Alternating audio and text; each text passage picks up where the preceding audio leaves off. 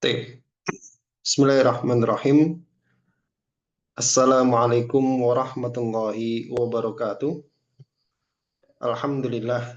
Alhamdulillahilladzi arsala rasulahu bil huda wa dinil haqq liyudhhirahu 'alad din kullihi walau karihal musyrikun. Asyhadu an la ilaha illallah wahdahu la syarikalah wa asyhadu anna Muhammadan 'abduhu wa rasuluh. Allahumma shalli wa sallim wa barik ala nabiyyina Muhammadin wa ala alihi wa ashabihi wa man tabi'ahum bi ihsanin ila yaumiddin. Allahumma inna nas'aluka ilman nafi'a wa rizqan thayyiban wa amalan mutaqabbala. Amma ba'd. Alhamdulillah kita memuji Allah Subhanahu wa taala atas segala limpahan nikmat, taufik serta hidayahnya sehingga pada malam hari ini kita bisa kembali ya berjumpa, berkumpul, bermuajah insyaallah melanjutkan pelajaran kita, pengajian kita di kitab Nailur Roja Syarah Safinatin Najah yang ditulis oleh Syekh Ahmad bin Umar Syatiri rahimahullahu taala rahmatan wasi'ah. Mudah-mudahan apa yang kita lakukan pada malam hari ini itu ikhlas mengharapkan ridho dari Allah Subhanahu wa taala dan dicatat sebagai amal soleh. Amin ya rabbal alamin. Baik. Ayolah, pada pertemuan sebelumnya kita sudah sampai di dalam pembahasan seputar menjamak sholat. Jamak takdim dan takhir itu sudah kita bahas, sudah kita pelajari. Nah, sekarang kita masuk ke dalam pembahasan selanjutnya yaitu syarat qasar. Ya, karena ini beda-beda ya, apa namanya sendiri-sendiri. Artinya tidak harus orang menjamak itu harus mengqasar atau qasar apakah harus jamak? Tidak. Ya, ini ada syaratnya masing-masing. Kalau semua terpenuhi, mau jamak qasar silakan. Jamak doang boleh, qasar doang boleh. Asalkan syarat kebolehannya terpenuhi. Nah, kita masuk pada syarat kebolehan mengqasar sholat. Kita lihat di sini Bismillahirrahmanirrahim. Qala al-musannifu rahimallahu taala rahmatan wasi'ah wa nafa'ana bi ulumihi fi darni amin. Berkata penulis Allah, faslun pasal. Syurutul qasri sab'atun. Syarat kebolehan mengqasar sholat itu ada 7. Nah, sekarang qasar itu apa sih? Definisinya. Al-qasru, qasar adalah antusallal maktubatur rubaiyatu rok'ataini. Yaitu sholat maktubah, sholat wajib yang 5, maktubah ar-rubaiyah yang dia 4 rakaat itu dilakukan rakaataini 2 rakaat. Itu definisi qasar. Jadi bukan meringkas. Kalau meringkas sholat. Oh berarti subuh bisa jadi 1 gitu. Atau maghrib bisa jadi 1,5, enggak ya. Jadi definisi qasar itu sholat maktubah, sholat 5 waktu yang 4 rakaat itu dilakukan 2 rakaat. Berarti mengeluarkan yang 3 rakaat sama yang 2 rakaat.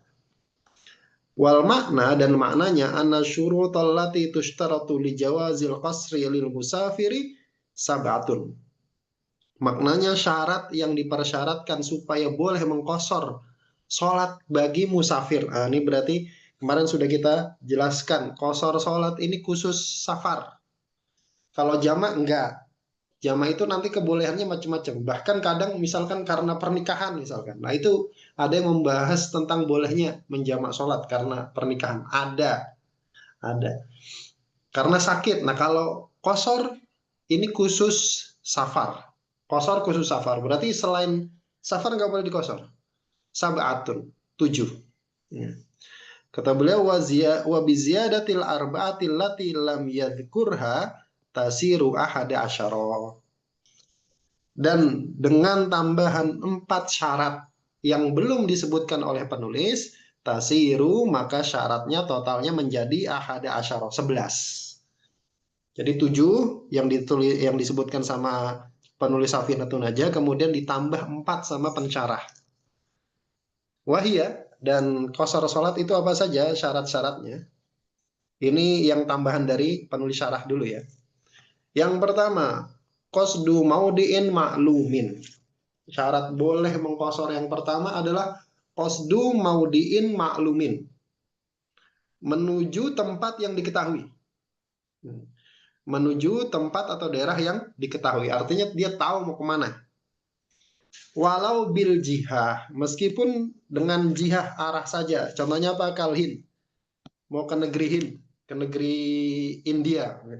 Ke ke negeri Hindustan. Sobat Perindavan.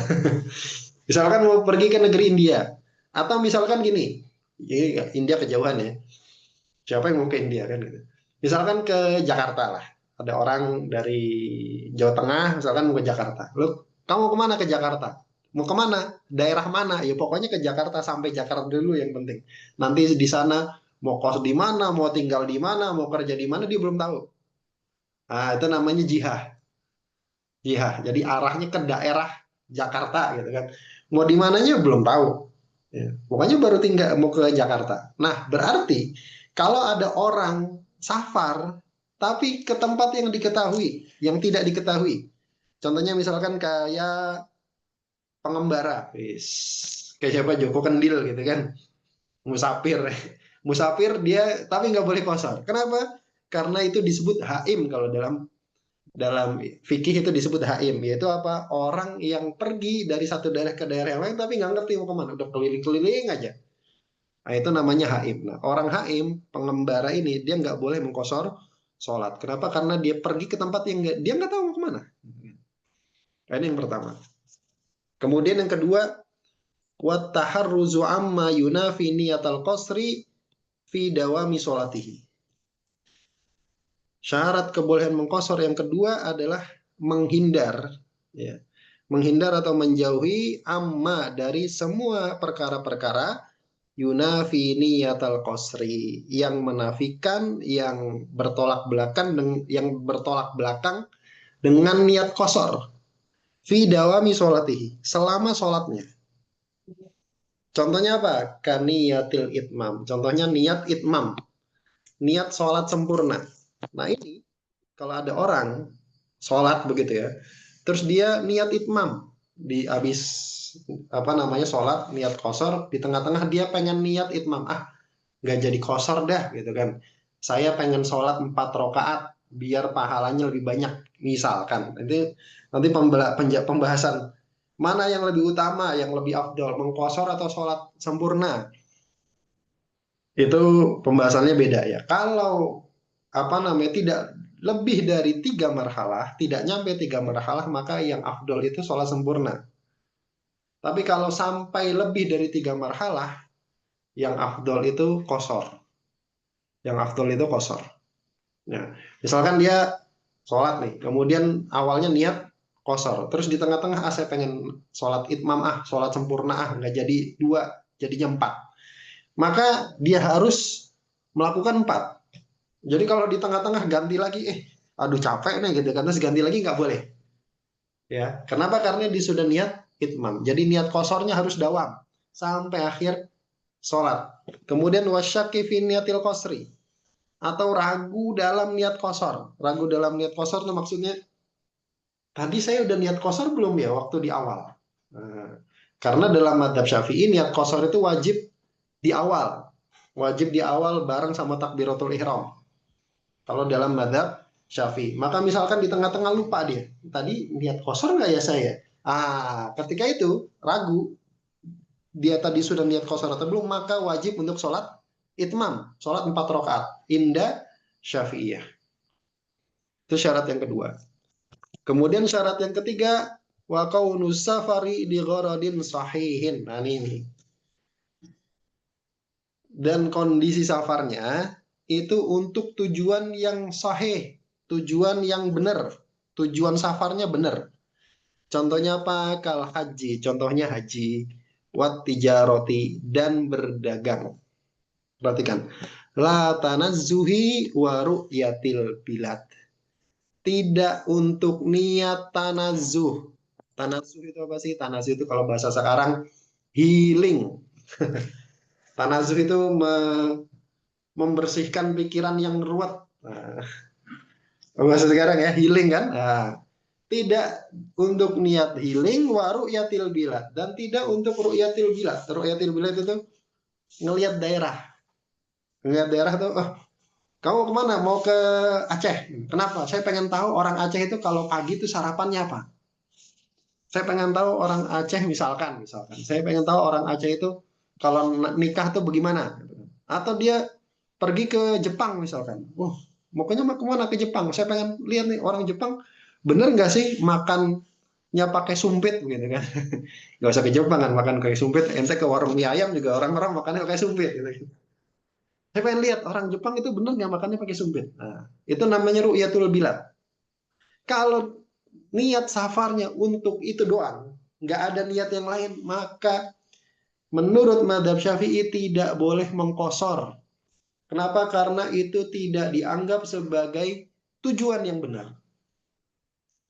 Tapi Ibnu Hajar ini pendapat Ar-Romli ya, pendapat Ar-Romli ini lebih ketat. Jadi tanazuh itu tadi apa? Healing. Tanazuh ini tidak dianggap sebagai tujuan yang benar. Artinya kalau antum pergi ke misalkan kemana dari Jakarta pengen ke Jogja ngapain healing? Kata Ar-Romli nggak boleh kosor. Kenapa? Karena tujuannya healing. Tapi kata Ibnu Hajar, kalau kita ini sumpek gitu, terus pikiran itu ruwet gitu, nggak bisa konsentrasi gitu kan, harus dihilangin nih ruwet nih. Sumpek nih harus kudu hilang nih. Caranya gimana? Healing. Caranya healing, itu tanazzuh. Maka kata Ibnu Hajar, boleh untuk mengkosor. Boleh untuk mengkosor. Tapi kalau ru'yatul bilad, sekedar ngelihat-ngelihat tempat, kayak tadi, saya pengen kemana? Ke Korea. Mau ngapain? Pengen lihat di sana tuh perekrutan boyband bagaimana? Misalkan kan begitu. Coba pengen lihat ru'yatul bilad. Nah, saya pengen tahu rumahnya di sana tuh kayak gimana sih?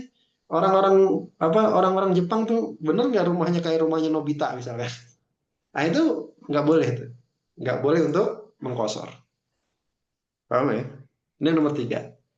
Jadi tujuan safarnya kudu bener. Minimal haji, dagang, gitu ya. Belajar, ngaji, menuntut ilmu, apalagi silaturahim, mengunjungi orang tua, itu nggak apa-apa tuh. Kemudian yang keempat, syarat kebolehan mengkosor adalah wa mujawazatus suri fil baldati al musawwarah,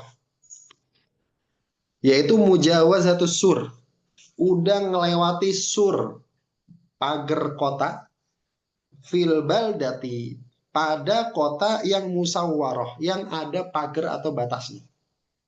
Wal imroni, dan sudah ngelewatin Imron.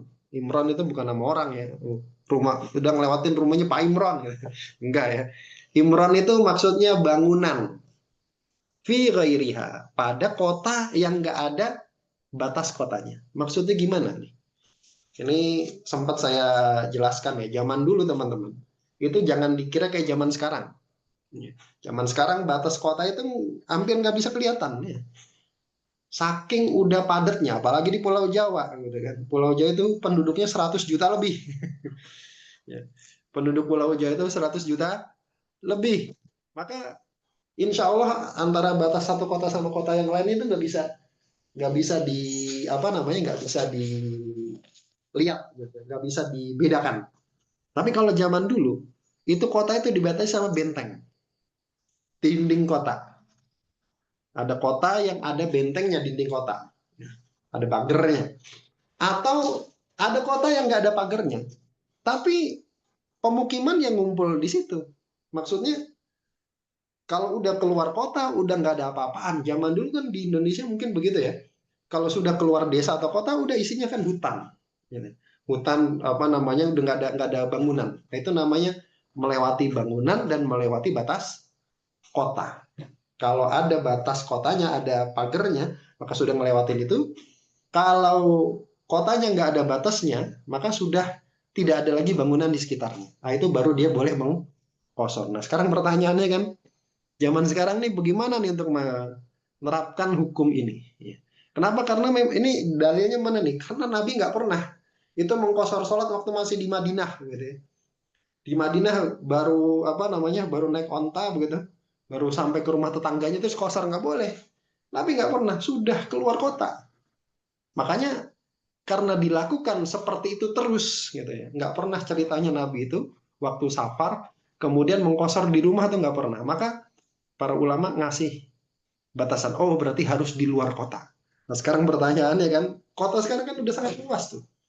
Nah ini gimana? Nih ada dua apa namanya? Ada dua pendapat ya. Yang pertama, batasannya uruf, berarti daerahnya. Misalkan antum orang daerah kalau di Bekasi begitu, antum daerah mana nih? Daerah Babelan, kan? Babelan di kabupaten ya. Daerah mana nih? Daerah Harapan Jaya misalkan, atau Sumarekon nih. Udah lihat mana nih dia nih? Nah itu kalau sudah dianggap sudah keluar dari daerah itu, maka dia dianggap sudah keluar dari kampungnya. Begitu. Jadi udah sampai jalan apa? Oh, udah sampai jalan ini gitu kan. Oh, sudah keluar dari kampungnya. Dia sudah dianggap keluar dari kampungnya. Tapi ada satu batasan yang mungkin lebih apa namanya lebih akurat ya dan agak lebih detail. Jadi batasan itu istilah dalam fikih itu ada tiga. Yang pertama adalah misro. Misro itu bukan makanan ya, amis di jero bukan ya. Misro itu kota paling besar. Nah, Misr atau kota itu batasannya ada tiga tempat ini. Kantor pemerintahan, pasar, atau kantor polisi. Jadi ada tiga-tiganya. Itu disebut Misr. Sebut Misr. Ada kantor pemerintahan, ada kantor polisi, ada pasar. Itu disebut Misr. Kemudian Bilad. Nah, ini Baldah ini, Bilad. Baldah. Bilad. Kalau Misr berarti yang paling besar. Kalau Bilad itu apa namanya? Ada sebagian dari tiga tadi. Bisa dua doang, bisa satu doang. Bisa pasar doang, bisa pasar plus kantor polisi, bisa kantor polisi plus kantor pemerintahan gitu. Pokoknya tidak ada maksudnya cuma ada sebagian dari tiga tadi. Kalau ada tiga-tiganya namanya misal. Tapi kalau nggak ada salah satu, maka namanya bilat atau baldah. Paham ya? Berarti ada pasar doang, atau ada kantor polisi doang, atau ada kantor pemerintahan doang, atau kantor polisi plus pasar. Pokoknya begitu. Nggak harus ada tiga-tiganya. Tiga-tiganya. Kalau ada tiga-tiganya berarti namanya misal. Kalau ada sebagian ini namanya bilat atau baldah. Kalau nggak ada tiga-tiganya namanya Korea. Kampung Korea. Ya, jadi Korea. Korea itu bahasa Arab ya, dari kata Korea. Enggak, saya ngarang ya, enggak ya. Korea, namanya Korea. Kalau Korea itu nggak ada tiga-tiganya. Ya, nggak ada tiga-tiganya namanya Korea. Nah, berarti kalau sudah lewat balat, itu yang penting apa tuh berarti kalau di Indonesia? Kecamatan kah? Atau kelurahan kah? Yang penting ada tadi ya, ada kantor pemerintahan, ada kantor polisi, atau ada pasar. Ya, salah satu dari tiga itu. Ya, pokoknya nggak harus ada tiga-tiganya. Yang penting ada dari tiga itu. Bisa dipahami ya?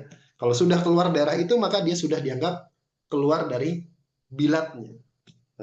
Mungkin kecamatan ya. Mungkin kecamatan. Allah a'lam. Itu syarat nomor 4. Itu 4 tadi adalah tambahan dari pensyarat. Nah, sekarang kita lihat syarat asli dari penulis Safinah. Yang pertama adalah an yakuna safaruhu marhalataini. Safarnya harus 2 marhalah. Berarti safar jauh. Safar dekat nggak boleh. Misalkan orang Bekasi, ente mau kemana? Mau ke Cakung, ya kagak kagak itu kan nggak apa namanya nggak kosor gitu kan. Antum mau kemana? Mau ke Tanjung Priok gitu kan, macet kan lewat lewat Cacing kan, Cakung Cilincing kan macet gitu kan, lawannya transformer, terus kosor sholat nggak boleh, kudu 2 marhalah, harus 2 marhalah nih apa namanya jaraknya. Al muradu bir marhalata ini yang dimaksud dengan 2 marhalah adalah al yaumani al mu'tadilani, yaitu perjalanan 2 hari yang mu'tadil, yang sedang.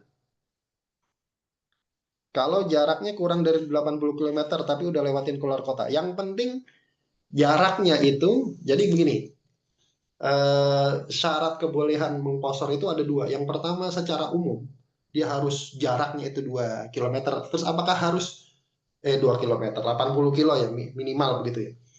Apakah misalkan dari Semarang ke Jakarta misalkan. Apakah harus ngelewatin 80 kilo dulu baru kemudian boleh kosor? Jawabannya enggak.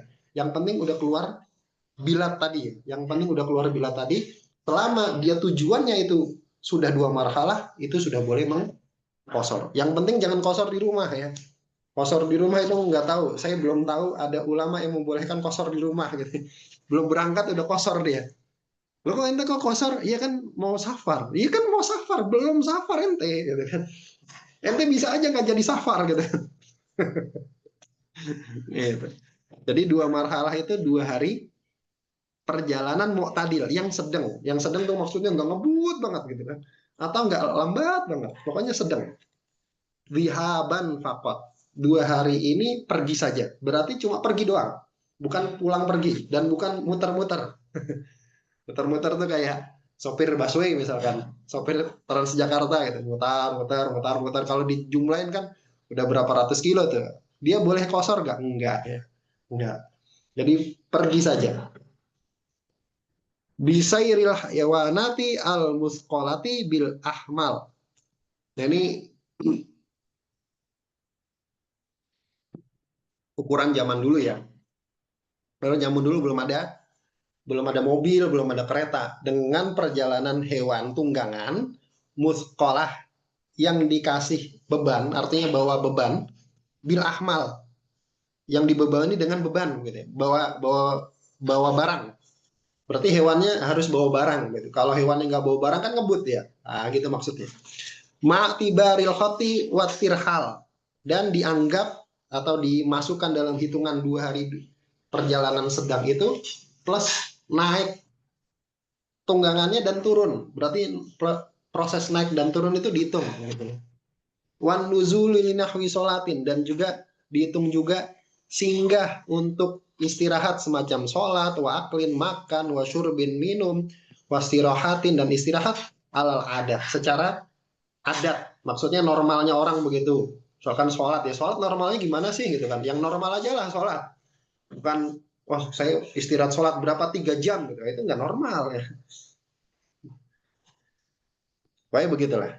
Kemudian itu zaman dulu ya. Kemudian waqadruhuma bil misahati, dan ukuran 2 marhalah dengan misahah, dengan jarak adalah tamaniyatun wa arba'una milan hashimiyatan. Berapa? 48 mil Hashimi. Nanti ini akan jadi perbedaan hasil dalam menentukan berapa kilometernya. Perhatikan ya. Jadi kadar 2 marhalah secara jarak tempuh itu berapa? 48 mil Hashimi. Nah, 48, 1 milnya berapa? Kata beliau, ada 2 pendapat ukuran 1 mil. Ukuran 1 mil itu berapa? Ini ada 2 pendapat. Yang pertama pendapatnya atau hitungannya Imam Nawawi. Wal milu, 1 mil itu sittatu alafi diroin alal mu'tadil. Mil menurut Imam Nawawi, 1 mil itu adalah 6.000 hasta. Berapa? 6.000 hasta. 6.000 hasta ya. Diro ini nih. Ini tulang diro namanya. Ini hasta. 6.000. Itu 1 mil. Ya. Satu hastanya itu kira-kira 50 cm. Ini segini kira-kira 50 cm ya. Satu hasta kira-kira 50 cm. Ya, 6.000 kali 50 kali berarti berapa tadi? 48. Dapat 14.400.000 cm. Ini ukuran senti ya. Ukuran senti ya. Dapat berapa? 14.400.000 cm. Berarti kalau kilometer berapa? Coret kan? Ya kan? Sentimeter, desimeter, hektometer ya, 144 kilo. Ini ukurannya Imam Nawawi. Kira-kira kurang lebih. Nah, ini kan banyak sekali ya ukurannya ya. Kemudian wasahaha Ibnu Abdil Bar, yang disahihkan oleh Ibnu Abdil Bar. 1 mil itu berapa? Annahu salasu alafin wa khomsumi'ati diroin. 1 mil menurut Ibnu Abdil Bar itu 3.500 hasta. 3.500 hasta. Berarti hampir separuhnya gitu ya. Hampir separuhnya. Apa namanya? Ukurannya Ibnu Abdil Bar. Berapa?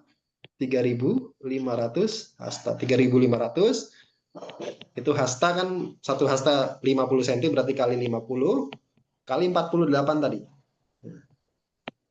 Dapat berapa? Yaitu dapat 8.400.000 ya. Dapat 8 juta.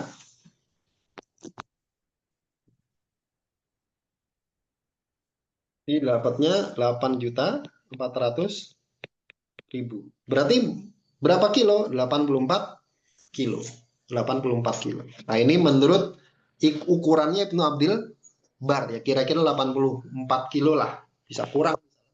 Ini kan pendekatan aja begitu ya. Ukuran pendekatan dalam kilometer. Kemudian kata beliau wa wafaqahu as-Samhudi, dan ini disetujui oleh as-Samhudi. As-Samhudi ini ulama Syafi'iyah, tapi Ibnu Abdul Bar ini kan Maliki ya. Ibnu Abdul Bar ini ulama Maliki. Jadi ada dua nih. Ukurannya Imam Nawawi itu 144, ukurannya Ibnu Abdul Bar dan disetujui oleh as-Samhudi, ulama madhab Syafi'i itu 84 kilometer. Bisa dipahami ya? Kemudian kata beliau wal makna, dan maknanya annal awwala min syuruti jawazil qasri lil musafir, bahwasanya syarat kebolehan mengkosor bagi musafir adalah kaunu safarihi, kondisi safarnya, dihaban, pergi saja, marhalata ini adalah 2 marhalah dengan ukuran seperti tadi. Ini syarat yang pertama. Kemudian syarat yang kedua dari penulis Safinah yang asli adalah an yakuna mubahan. Safarnya harus safar mubah. Safar mubah itu apakah apa namanya? Hukum taklif itu kan ada 5, wajib, sunnah, mubah, makruh, haram kan gitu kan. Apakah kalau safar wajib tidak boleh kosor gitu ya maksudnya ya?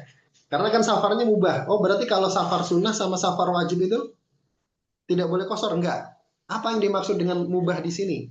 Apakah mubah yang dimaksud di sini nih mubah seperti yang kita pahami dalam hukum taklifi? Muraduhu bil mubah, yang dimaksud dengan mubah ma laisa fi maksiatin, yang bukan maksiat. Dah selesai. Jadi yang dimaksud dengan mubah adalah safar yang bukan maksiat. Wa huwa al jaizu, yaitu safar jaiz, boleh. Kemudian fayas mulu al wajibah, maka mencakup safar wajib. Berarti safar wajib boleh kosor. Jelas ini safar wajib boleh kosor. Contohnya apa? Kasafari qadaidain. Contohnya safar buat bayar utang. Kalau zaman dulu kudu datang, kalau sekarang kan bisa transfer gitu kan. Nah, jadi safar untuk bayar utang atau safar haji, jelas safar haji boleh kosor. Kemudian wal manduba, dan juga mencakup safar yang mandub. Safar yang sunnah. Contohnya apa? Kasafari silaturahim. Contohnya safar untuk silaturahim. Safar untuk menyambung tali silaturahim ke keluarga ya. Berarti ke bapak, ke ibu, ke adik, ke kakak, ke pakde, ke bude gitu kan. Pokoknya safar untuk silaturahim. Kemudian wal mubaha, dan mencakup safar mubah. Contohnya apa? Kasafari tijaroti. Contohnya safar untuk dagang. Safar untuk dagang. Wal makruha, dan safar makruh. Contohnya apa? Kasafarihi wahdahu. Contohnya safar sendirian. Safar sendirian itu makruh. Safar sendirian itu makruh. Kecuali orang yang safar ini dia melazimi zikir. Melazimi zikir itu maksudnya kalau jalannya nanjak, dia tahu zikirnya, jalannya turun, dia tahu zikirnya. Kemudian di dalam safarnya dia apa namanya mendawamkan zikir, tidak lalai, dia sholat dan seterusnya, maka hilang ke makruhannya. Kenapa safar sendirian makruh? Karena dia bisa apa namanya akan sulit untuk melakukan kesunahan-kesunahan tadi. Kalau bareng-bareng, insya Allah lebih apa namanya lebih bisa terjaga gitu ya. Nah itu makruh. Tapi boleh nggak orang safar sendirian buat apa namanya buat mengkosor sholat? Boleh. Atau litijarati fi akfanil mauta. Atau safar buat dagang kain kafan orang yang sudah meninggal. Ya. Jadi dalam madhab Syafi'i dagang kain kafan itu makruh, Mas. Jualan kain kafan itu makruh. Kenapa? Karena orang yang dagang kain kafan itu kan dia baru dapat untung kalau ada orang mati. Jadi orang dagang kain kafan kan dia, waduh, nih nggak ada yang mati, kain kafan gua nggak laku. Jadi apa namanya? Dia baru baru dapat untung begitu ya, baru kejual kalau ada yang mati kan gitu. Makanya jadi makruh tuh. Kenapa? Karena seolah-olah ya dia senang dengan adanya orang mati. Makanya makruh tuh jualan kain kafan. Jualan kain kafan makruh. Ya ini apa namanya dalam madzhab Syafi'i begitu ya. Orang jualan kain kafan makruh. Ada yang jualan kain kafan nggak? Tape. Nah ini tapi semua boleh untuk mengkosor. Wal maknanya kita habiskan ya. An-natsaniya min syuruti jawazil qasri lil musafiri. Bahwasanya syarat kedua dari kebolehan mengkosor sholat bagi seorang musafir berarti harus safar. Kaunu safarihi, kondisi safarnya jaizan fi dhonnihi, yaitu boleh fi dhonnihi meskipun dalam dhonnya dia, bukan pada nafsul amr, bukan pada realitanya. Maksudnya gimana? Maksudnya begini. Ada orang dia kurir begitu kan. Kurir paket. Nganter paket jauh. Dia nggak ngerti isi paketnya apa. Mas tolong antar ya. Oh iya Pak, siap. Antarnya yang mana? Misalkan dari Bekasi ke Bandung. Udah safar kan? Boleh kan? Nah, ternyata isi paketnya atau isi bingkisannya itu Homer misalkan. Homer, dia nggak ngerti. Pertanyaannya, finafsil amr. Pada kondisi realitanya, dia safarnya safar mubah atau safar maksiat? Jawabannya safar maksiat. Ya, kenapa? Karena dia safar untuk mengantarkan Homer. Secara realitanya kan safar maksiat, meskipun dia nggak ngerti ya. Tapi dia dapat dosa nggak? Itu urusan beda. Urusan beda. Jadi pada realitanya itu safarnya maksiat. Meskipun dia nggak tahu dan dia tetap nggak dosa ya, karena dia nggak ngerti. Tapi boleh nggak dia untuk mengkosor? Jawabannya boleh. Kenapa? Karena dalam zonnya dia safarnya safar mubah, safar nganterin barang. Gitu. Maksudnya begitu. Kemudian kita bilang fala yajuzulahul qasru fi safaril ma'siyati. Dan tidak boleh bagi seorang musafir untuk mengkosor dalam safar maksiat. Apa itu safar maksiat? Wahwa yaitu ma'ansyahu maksiatan min awwalihi. Ini safar maksiat. Ada beberapa gambaran yang disebut dengan safar maksiat. Yang pertama, ma'ansyahu maksiatan min awwalihi. Itu dari awal memang tujuan untuk maksiat. Dari Jakarta mau ke Surabaya mau ngapain? Mau dugem.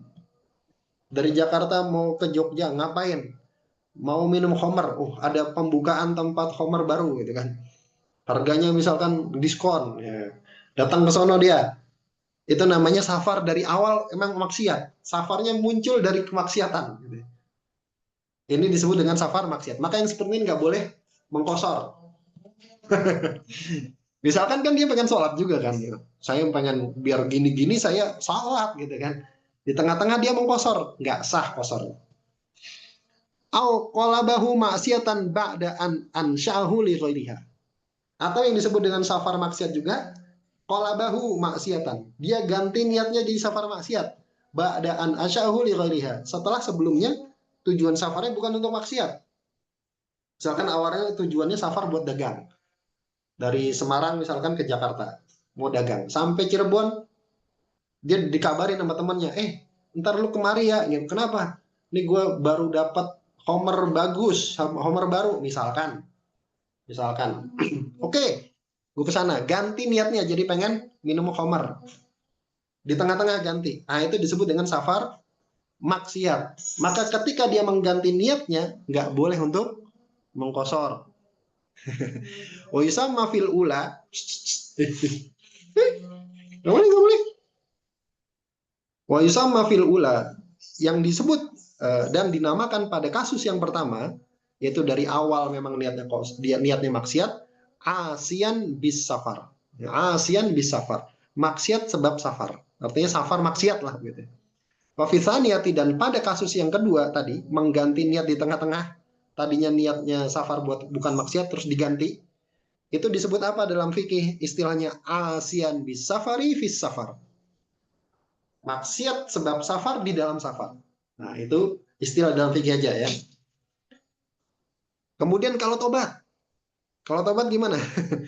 Kata beliau fa in taba fil ula. Kalau pada kasus yang pertama, yaitu apa? Dari awal niatnya pengen maksiat, terus di tengah jalan tobat. Di tengah jalan tobat, lagi nyetir gitu kan, nyetel kajiannya misalkan Ustadz Nuzul. Nangis dia, ya Allah, tobat. Nggak jadi, tapi tetap mau ke safar gitu kan. Ya udahlah, saya ganti niatnya misalkan buat sodakoh di sana misalkan. Boleh nggak mengkosor? Kata beliau, kosoro in kana baqi safarihi marhalataini. Maka dia boleh untuk mengkosor kalau sisa perjalanannya itu 2 marhalah. Misalkan ada orang dari Semarang ke Jakarta mau minum homer gitu kan. Dari perjalanan di tengah-tengah lagi nyetir, dengar kajian Ustadz Fulan gitu kan, tobat dia. Kan dapat hidayah, tobat. Aduh, gak jadi deh. Misalkan tobatnya di Cirebon. Cirebon sama Jakarta, jarak safar nggak? Jarak safar. Boleh mengkosor. Maka dari Cirebon, dia boleh untuk mengkosor sholat. Tapi kalau misalkan udah nyampe Bekasi, baru tobat dia. Udah nyampe Bekasi baru tobat dia. Maka nggak boleh untuk mengkosor. Kenapa? Karena sisa Bekasi Jakarta kan udah nggak jarak safar. Maka tidak boleh untuk mengkosor. Ini paham ya? Aufithaniyati, atau pada kasus yang kedua tadi, awalnya tidak untuk maksiat, terus di tengah-tengah safar dia ganti niatnya dari maksiat, terus setelah itu taubat lagi. Bukan maksiat, terus ganti maksiat, terus bukan maksiat lagi, taubat. Boleh nggak untuk mengkosor? Kata beliau, kosoro mutlakon. Boleh mengkosor secara mutlak. Mau jaraknya tinggal berapa, tetap boleh untuk mengkosor. Terakhir, walau aso fis safari bi ghairi safar. Kalau dia bermaksiat di dalam safar, tapi safarnya bukan safar maksiat. Contohnya apa? Kama lau safaro li tijarotin. Contohnya ada orang safar untuk dagang dari mana? Jakarta ke Semarang misalkan mau apa namanya kulaan kalau bahasa Jawa. Mau beli barang buat dijual lagi. Di pasar jual buat dijual lagi. Tapi wa'asofihi. Tapi di dalam perjalanan dia bermaksiat. Bisyurbi khomrin. Contohnya minum khomer. Atau biasanya nih ada PNS gitu kan, perjalanan dinas kemana gitu kan. Perjalanan dinas safarnya safar mubah nggak? Mubah. Tapi di perjalanan dia bermaksiat. Misalkan di hotel dia minum khamar atau apa namanya berzina gitu, waliyadzubillah gitu kan. Boleh nggak dia untuk mengkosor sholatnya? Kata beliau, jaza lahul qasru. Boleh untuk mengkosor. Kenapa? Karena tujuan safarnya bukan maksiat. Tapi dia bermaksiat waktu safar. Wa yusamma hina idzin asian fis safar. Maka yang kasus seperti ini dalam istilah fikih disebut dengan asian fis safar, bermaksiat di dalam safar. Safarnya sendiri bukan untuk maksiat, tapi di perjalanan dia melakukan maksiat. Boleh nggak untuk mengkosor sholat? Jawabannya boleh. Jawabannya boleh. Jadi untuk apa namanya menjawab boleh nggak untuk kosor begitu? Bukan wah boleh untuk berlakukan maksiat, bukan ya. Ini permasalahan fikih memang seperti ini. Jadi jangan dianggap wah saya berarti boleh deh untuk melakukan maksiat waktu safar. Enggak. Jangan dibawa ke sana ya, jangan sampai salah paham nih. Ini untuk membahas kenapa, karena zaman dulu meskipun orang melakukan maksiat itu mereka sholat mas gitu. Beda sama orang zaman sekarang gitu ya. Sholat itu banyak yang ditinggalkan gitu. Kalau orang zaman dulu itu nggak ada pikiran untuk meninggalkan sholat gitu ya. Begitu, wallahu a'lam bishawab. Kita cukupkan sampai di sini. Mudah-mudahan yang sedikit manfaatnya, yang benar tanggung jawab Allah Subhanahu wa taala dan Rasulnya. Walimah bisa menjadi salah satu kebolehan menjamak sholat. Ada beberapa ulama yang mengatakan boleh. Ada beberapa ulama yang mengatakan boleh, tapi syaratnya ketat ya. Syaratnya ketat. Gitu. Allahu a'lam bishawab. Mudah-mudahan yang sedikit manfaatnya. Yang benar tentang dari Allah Subhanahu wa taala dan Rasulnya, dan yang salah dari saya pribadi dan syaitan dan saya mohon ampun atasnya. Kita tutup dengan membaca doa kafaratul majelis. Bismillahirrahmanirrahim. Subhanakallahumma bihamdika asyhadu an la ilaha illa anta astaghfiruka wa atubu ilaik. Assalamualaikum warahmatullahi wabarakatuh. Jazakumullah khairan barakallahu fikum. Waalaikumsalam.